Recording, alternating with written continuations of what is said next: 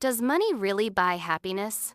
Imagine waking up tomorrow morning and finding $100 million in your bank account. No more bills, no more debt, no more alarm clocks, no more worrying about the price of groceries or gas. Would you finally be happy? Most people would answer, of course. But what if I told you that some of the richest people in history spent their final years lonely, anxious, or deeply unhappy? And what if I told you that many people with very little money still wake up every day smiling?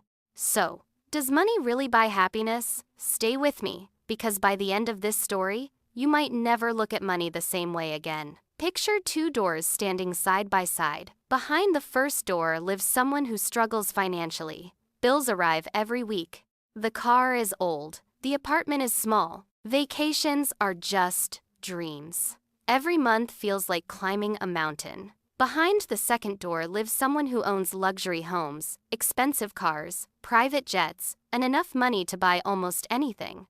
Now, which person do you think is happier? Almost everyone immediately points to the second door. But life has a strange habit of surprising us. Let's open both doors. Behind the first door, life is difficult. The refrigerator isn't always full.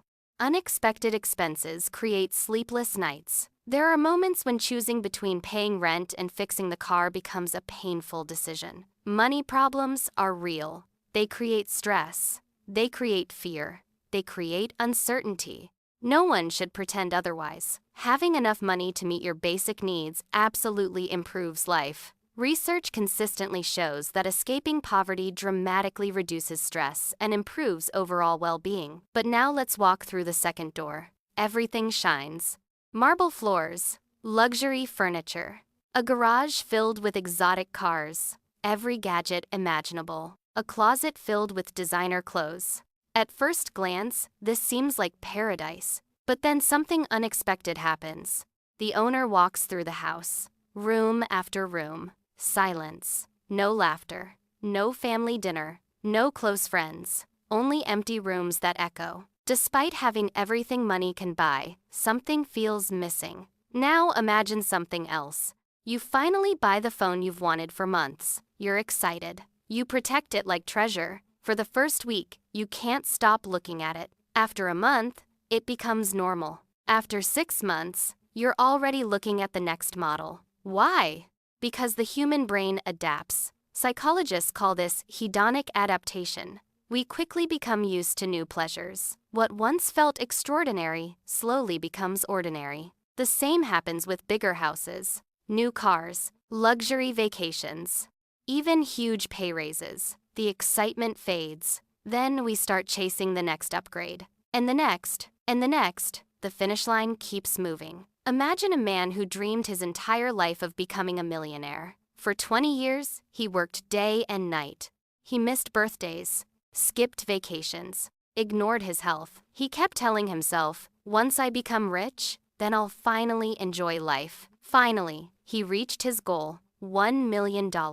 For a few weeks, he felt unstoppable. Then something strange happened. His millionaire friends were buying yachts, private islands, luxury watches worth more than his entire house. Suddenly, he no longer felt rich. Nothing about his money had changed. Only his comparison had. The target moved again.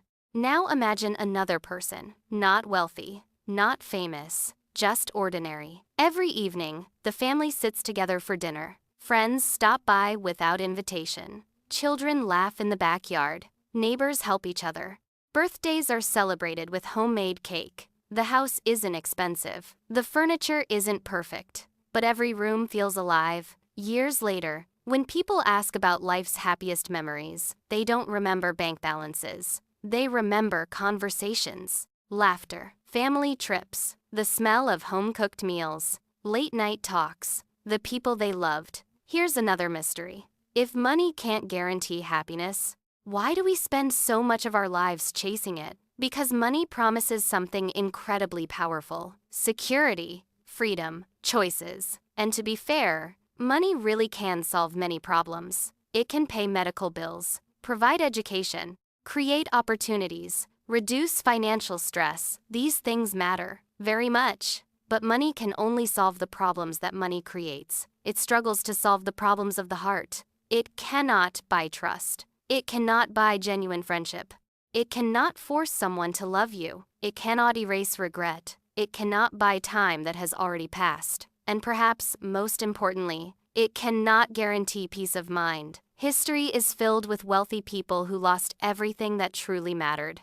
And history is also filled with ordinary people who lived meaningful, joyful lives without enormous wealth. The mystery isn't whether money is good or bad. Money is simply a tool, like fire. Used wisely, it cooks your food and keeps you warm. Used carelessly, it can burn everything around you. The same dollar that helps feed a hungry family can also fuel endless greed. Money itself has no emotions. People give it meaning. Now imagine you receive two gifts. The first gift is a suitcase filled with cash. The second gift is one extra year with someone you deeply love. Which would you choose? For many people, the answer becomes obvious. Because deep inside, we already know something that we often forget. While chasing success, time is more valuable than money. Health is more valuable than money. Peace of mind is more valuable than money. Love is more valuable than money.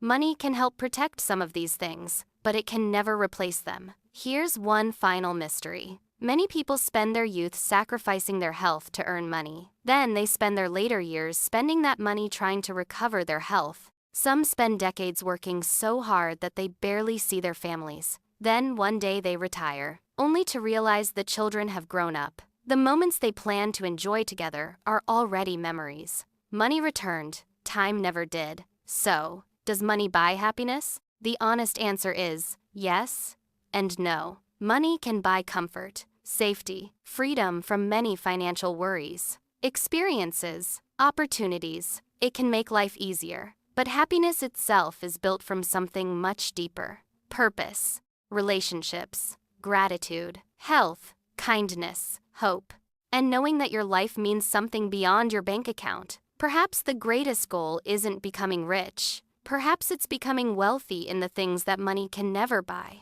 Because, at the end of life, very few people wish they had spent more time checking their bank balance. Many wish they had spent more time with the people they loved. The moral of the story is this: earn money, work hard, build a comfortable life. There is nothing wrong with success, but never allow the pursuit of money to cost you the very things that make life worth living. Money is an excellent servant, but a terrible master. True happiness begins when you use money as a tool to support a meaningful life, not as the destination itself. If this story made you stop and think, let us know in the comments. If someone offered you $1 billion but you had to give up your happiest memory, would you accept? And if you enjoy stories that challenge the way we think, don't forget to like, subscribe, and share. Every week, we explore life's biggest questions, one story at a time.